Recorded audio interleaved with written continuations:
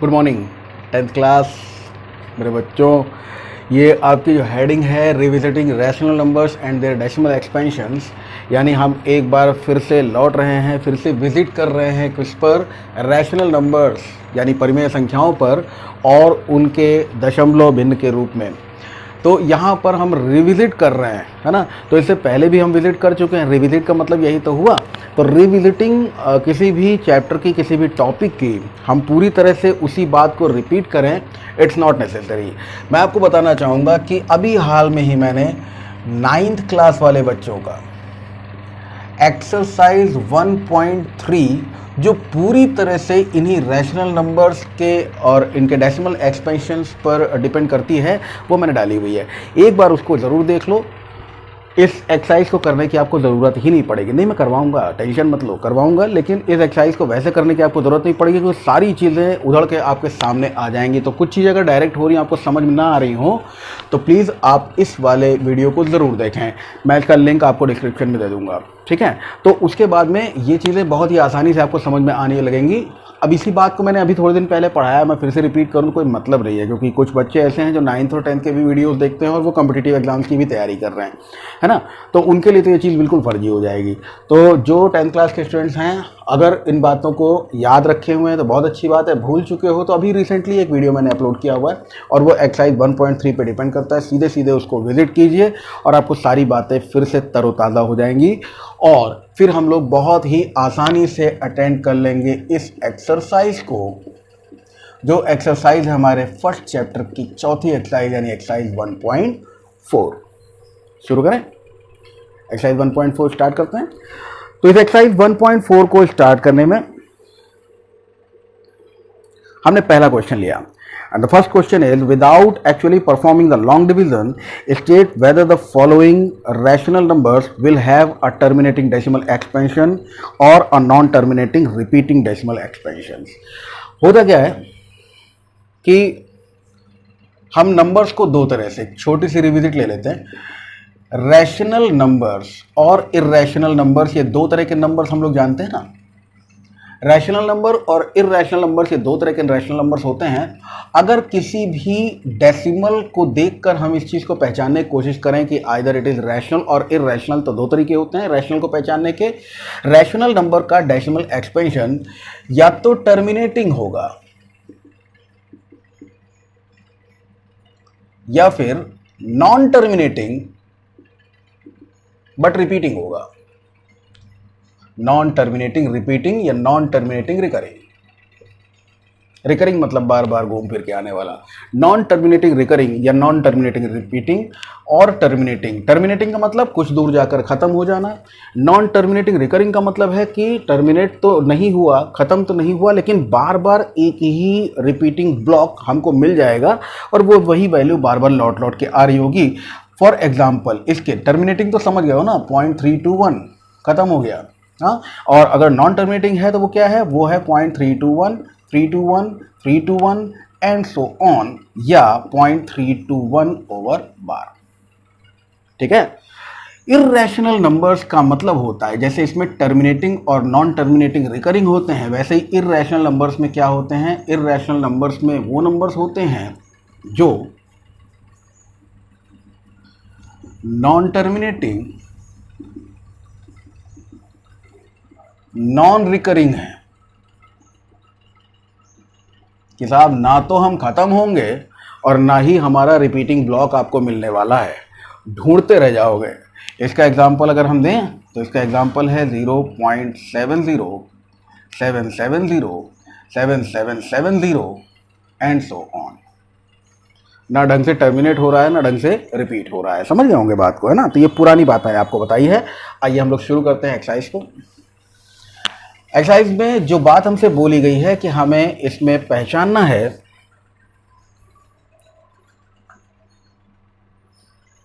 will have a terminating decimal expansion or a non terminating repeating decimal expansion, यानी सारे rational numbers हैं। तो सारे रैशनल नंबर्स में मैं इनको लिख देता हूं। फर्स्ट है 13/3125, सेकेंड नंबर है 17/8, थर्ड नंबर है 64 divided by 455, 455. We have fourth number. Fourth one is 15 upon 1600. Fifth बेहतरी लिख दूं क्या? Fifth is 29 divided by 343. थोड़ा सा गैप ले लेता हूं ताकि सोल्यूशन भी इसी के बीच में हो जाए. फिफ्थ हो चुका है. सिक्स नंबर दिया हुआ है हमें 23 divided by 2 to the power 3 into 5 to the power 1. Sorry, 5 to the power 2.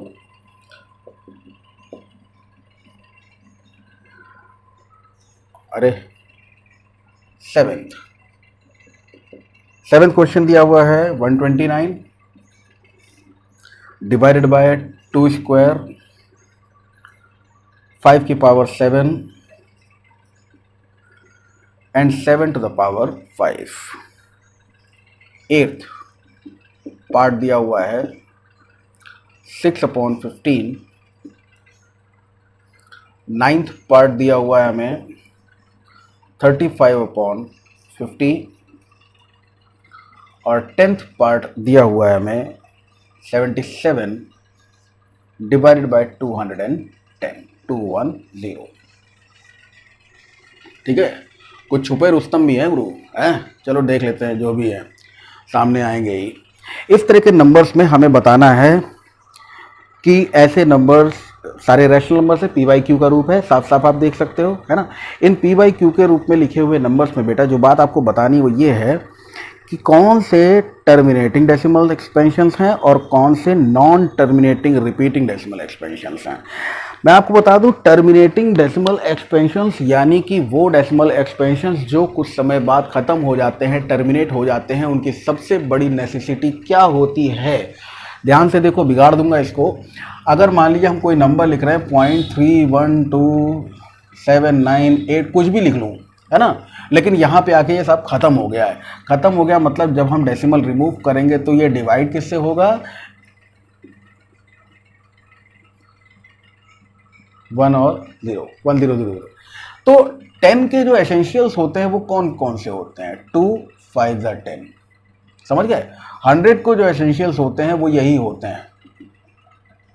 1000 के जो एसेंशियल्स होते हैं वो भी यही होते हैं. कुल मिला के आप समझ गए होंगे कि 2 और 5 अगर डिनोमिनेटर में है तो वो टर्मिनेटिंग है, और अगर 2 और 5 के होते हुए कोई और हो, या 2 और 5 ना हो, केवल 2 हो, केवल 5 हो, या तो केवल 2 हो या केवल 5 हो. ध्यान से समझिएगा, मैं कुछ ज़्यादा ही बोल गया. केवल 2 हो या केवल 5 हो या ये दोनों हो तो वो टर्मिनेटिंग है. ठीक है. और इन दोनों के होने पर तो ये टर्मिनेटिंग होगा, लेकिन इनके साथ में कोई और है तो ये नॉन टर्मिनेटिंग हो गया. ठीक है. तो बस इसी बात को ध्यान देते जाइए. 3125 का मतलब क्या हुआ? 13 डिवाइडेड बाय 3125. 3125 का मतलब होता है बेटा 5 × 5 × 5 × 5 × 5. बेसिकली 5 to the power 5 है. ठीक है. 5 5 25, 5 125, 5 625, 5 3125. ठीक है. इस चीज़ को ध्यान देना. और यहाँ पर हमने देखा तो क्या समझ में आया था हमको कि या तो 5 हो या 2 हो या दोनों हो. तो 5 है ना, 5 है, इसका मतलब है कि ये एक टर्मिनेटिंग डेसिमल है. ऐसा करता हूँ, T लिखूंगा टर्मिनेटिंग पे, N लिखूंगा नॉन टर्मिनेटिंग पे. ठीक है ना. नॉन टर्मिनेटिंग और रिकरिंग अपने आप ही हो जाएगा. अगली बात समझिए. सेकेंड पार्ट क्या है? फर्स्ट पार्ट हो गया. Second part 17/8. 17/8 का मतलब भाई क्या हो गया? 17/2 × 2 × 2. सिवाय 2 के कुछ और है ही नहीं, तो 2 है, इसका मतलब ये भी टर्मिनेटिंग है, आगे जाके खत्म हो जाएगा. 64 डिवाइडेड बाई 455. 64 divided by 455. इसमें देखो क्या क्या है. ये है 64 डिवाइडेड बाई 5 से ले जाए तो 5 9 45 और 5 बदला 5, 7 से भी जा रहा है और 13 से भी जा रहा है.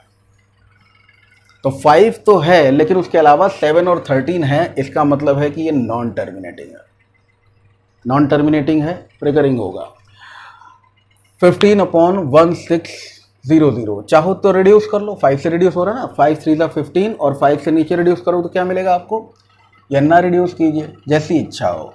चलिए रिड्यूस कर लेते हैं, तो हमको ये मिल गया 5 3 15 डिवाइडेड बाय 5 3 15, 1 मिल गया, 5 2 10 हो गया और 0 मिल गया, यानी 3/320। ठीक है, अब 3/320 में आप देखो जरा ये क्या है कि 320 को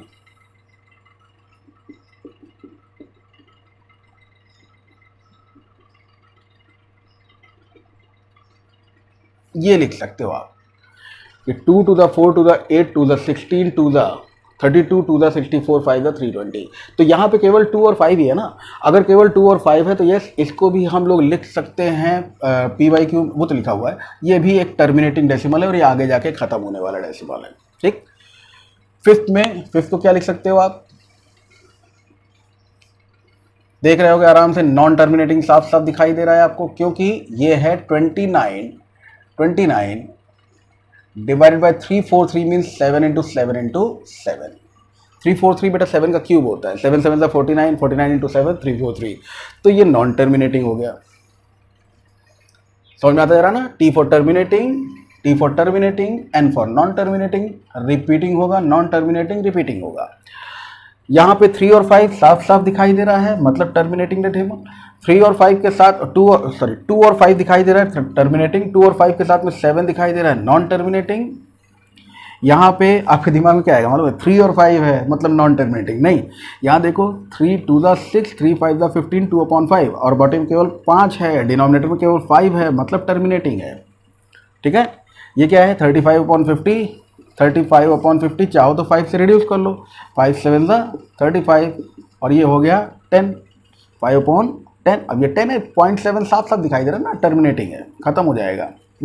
और यहाँ पर क्या है 77/210, 7 से काटो जरा, 7 से काटा तो 11 टाइम्स, 7 3 33 है यार, है ना। यानी इसको हम क्या लिख सकते हैं 11/2 इंटू 3 इंटू 5। तो 2 और 5 तो मिल गए, लेकिन ये बीच में 3 ने लफड़ा कर दिया, इसलिए ये नॉन टर्मिनेटिंग है। बात पूरी तरह से समझ में आ गई होगी, समझ में तो पहले से है, अब हम कहें याद आ गई होगी। चलिए सेकंड क्वेश्चन पे आते हैं। सेकंड क्वेश्चन तो कह रहा है write down the decimal expansion of those rational numbers in question one above which have terminating decimal expansions. ओहो, ये कह रहा है कि उन नंबर्स के लिए डेसिमल एक्सपेंशंस भी लिखिए। ठीक है, हमको डेसिमल एक्सपेंशंस भी लिखने हैं उन नंबर्स के लिए जो क्वेश्चन नंबर 1 में टर्मिनेटिंग है, तो उनके लिए डेसिमल एक्सपेंशन आसान है, कोई दिक्कत नहीं। देखिए डेसिमल में कन्वर्ट करना बेटा आसान तब होता है जब बटे में 10 यानी 10, 100, 1000, 10,000 हम राइट हैंड साइड से डेसिमल काउंट करके वहीं पे पुट कर देते हैं। ध्यान से समझना क्या है प्रोसेस, अगर समझ रहे हो तो बहुत अच्छी बात है। यहाँ देखिए जरा कि 13 इंटू 5 कितनी बार है। देखिए एक काम करते हैं, यहाँ पर हम इसमें देखिए 5 कितनी बार है, 5 बार है, इसी में हम सॉल्व किए दे रहे हैं। 5 कितनी बार है, 5 बार है।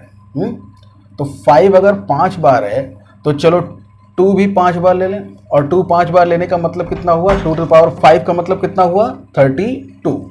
ये क्या है 32 से मल्टीप्लाई कर दिया। 32 का मतलब क्या हुआ भाई, 32 का मतलब हुआ 2 to the power 5। तो 2 to the power 5 से ऊपर और नीचे, रीजन क्या है कि यहाँ पे 5 की पावर 5 और 2 की पावर 5। कॉन्जिक्यूटिव जीरोस का कॉन्सेप्ट ये कहता है कि ये सीधे सीधे 5 to the 10 to the power 5 में कन्वर्ट हो जाएगा। और 10 to the power 5 का मतलब क्या हो गया कि हमको 5 जीरोस मिल जाएंगे। ठीक है, अब ये ऊपर क्या करना है, ऊपर 13 इंटू 32 कर लीजिए, और जैसे आप करोगे तो 13 दूनी 26, 2 मिल गया, 13 3 39 और 2 41। और डेसिमल कहाँ लगेगा तो 1 2 3 4 5, 5 के बाद का मतलब हो गया हमें आंसर मिल जाएगा 0.00 1 2 3 4 5। तो 0.00 और उसके अलावा अब मैं भूल गया यार, फिर से कर लेते हैं। 13 दूनी 26,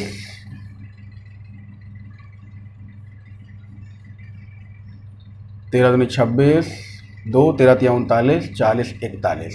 तो ये 00416 हमारा आंसर हो जाएगा पहले वाले पार्ट का, क्योंकि ये टर्मिनेटिंग था। और दूसरा क्वेश्चन हमसे कह रहा है कि जो भी टर्मिनेटिंग है उनके एक्सपेंशन इसी तरह से कीजिए। अब यहाँ पर आप मुझे बताओ जरा क्या ले लें। यहाँ पर इसी तरह से जैसे आप देख सकते हो 17/8 है, तो इसको चाहो तो डायरेक्टली डिवाइड कर लो, या वैसे डेसिमल लगाने वाला फॉर्म करना चाहते हो तो इसमें 2 का क्यूब तो है ही, 5 के क्यूब से मल्टीप्लाई कर लो या सीधे डिवाइड कर लो, जैसी इच्छा हो। मैं दोनों को चेक करके दिखा देता हूँ आपको कि अगर यहाँ पर हम डिवाइड करेंगे तो भाई क्या होगा, 8 दूनी 16, 2 पॉइंट लगा हुआ। अब उसके बाद में पॉइंट लगाने के बाद में 0 बढ़ जाता है, फिर ये क्या हो गया, 8 1 ज़ा 8 हो गया, 2 बच गया, फिर 0 लगा दिए, 8 2 ज़ा 16, 4 बच गया, फिर 0 लगा दिए, 8 5 ज़ा, तो 2.125 हमको मिल जाएगा। ठीक है, जबकि 5 का क्यूब से अगर आप मल्टीप्लाई कर रहे हो तो क्या हो रहा है, देखो कहीं ना कहीं 5 का क्यूब होता है 125, 17 इंटू 125 अगर आप करोगे तो क्या मिलेगा, 17 5 ज़ा 85, 85 का 5 कैरी ओवर 8 कर लीजिए, 17 2 ज़ा 34, 34 प्लस 8 आप करोगे तो आपको मिलेगा 42, 4 कर लीजिए, 17 1 ज़ा 17 और 4 21, और डिनोमिनेटर में पेयर कितने, यहाँ पे 2 के और 5 के 3 पेयर आपको दिखाई दे रहे हैं, मीन्स ये हो गया होगा 1000, यानी आंसर 2.125। तो चाहे डायरेक्ट डिवाइड कर लें और चाहे वैसे कर लें, आपको आंसर सिमिलर मिलना है, यही बात आपको बता दी। नॉन टर्मिनेटिंग है, इसको सॉल्व नहीं करना है, ये टर्मिनेटिंग है भाई। तो इसमें आप देख सकते हो कि 2 और 5 का एक पेयर तो बन रहा है, बाकी खाली पड़े हुए कौन कौन से, 2 2 2 2, अरे बाप रे, इसमें तो बड़ा लफड़ा हो जाएगा यार। इसको ऐसा करते हैं, डायरेक्टली हम लोग सिंपली सॉल्व कर लेते हैं, इसको सीधे सीधे डिवाइड करके, वो ज़्यादा आसान रहेगा। क्योंकि अगर हमको मल्टीप्लाई करना है तो 3 1 2 5 से, चलिए कर लेते हैं, क्या करना, 1 2 3 4 5, 2 to the power 5। देखिए टोटल है कितना, यहाँ पर अगर देखा जाए तो डिनोमिनेटर में है 2 to the power 6 इंटू 5 है। अगर हम इसको 5 to the power 5 से मल्टीप्लाई कर लें, यानी 3 1 2 5 से मल्टीप्लाई कर दें ऊपर नीचे, तो यहाँ पर जो पेयर बनेंगे वो कितने बन जाएंगे, 6 जीरोज वाले बन जाएंगे। चलिए मल्टीप्लाई कीजिए, मल्टीप्लाई करने के बाद में वैल्यू क्या मिल गई हमको, यहाँ पर मल्टीप्लाई करने के बाद जो वैल्यू मिली है वो है 3 5 ज़ा 15, 1 3 2 ज़ा 6 और 1 7, 3 1 ज़ा 3 और 3 3 ज़ा 9, 5 7 3 9। और देखो पेयर कितने हैं यहाँ पर, 2 और 5 के, तो 6 हैं, 4 ये रहे, 5 6, 0.09375 ये हमारा आंसर है।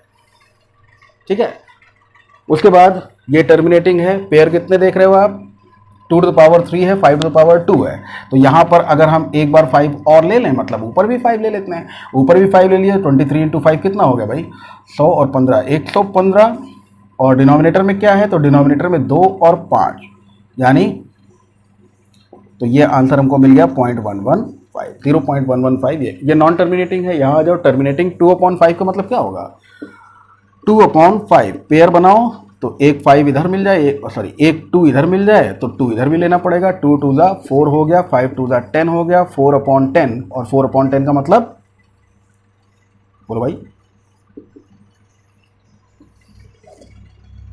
टर्मिनेटिंग ये है। 7/10 का मतलब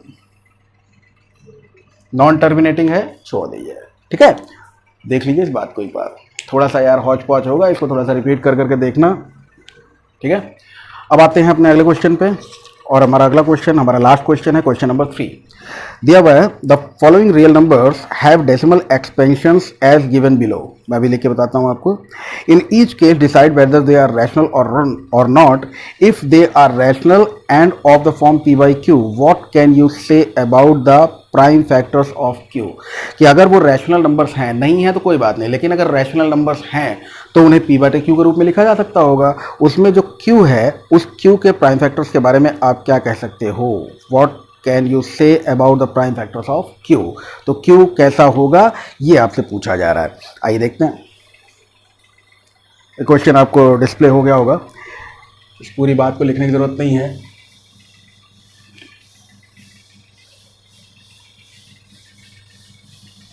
नाइन्थ क्लास की एक्सरसाइज 1.3 अभी बिगाड़ते बिगाड़ते मुझे दिखा, याद आ गया, ज़रूर देख लेना, बहुत ज़रूरी है।